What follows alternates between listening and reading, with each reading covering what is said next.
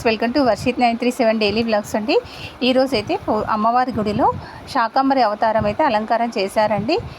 నిన్న గ్రామదేవతకి బోనాలు ఉండే కదండి, నిన్న అయితే చేయలేదు. ఈరోజు శాకంబరి అవతారంలో గ్రామదేవతను అయితే తయారు చేశారండి. అన్ని రకాల కూరగాయలతో అమ్మవారిని చాలా అలంకరించారు. చాలా చక్కగా ఉంది కూడా అమ్మవారు. మనం ఎన్ని రకాల కూరగాయలు వాడుకుంటామో అన్ని రకాల కూరగాయలు కూడా ఇక్కడైతే వాడుకున్నారు. అమ్మవారికి అన్ని మాలలు కుచ్చేసి అలంకారం అయితే చేశారండి. ఇందులో అన్ని రకాల కూరగాయలు అయితే ఉన్నాయి. శాకంబరి అలంకారంలో అమ్మవారు అయితే మెరిసిపోతుంది కదండి.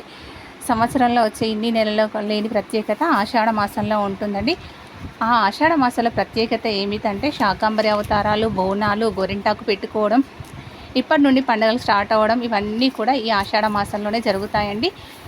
మనం ఇంటికి ఆడపిల్లలు పిలిచినట్టుగా గ్రామదేవతలకైతే ప్రతి ఒక్కరూ ఈ బోనాల సెలబ్రేషన్ శాకంబరిగా అయితే తయారు చేస్తారు.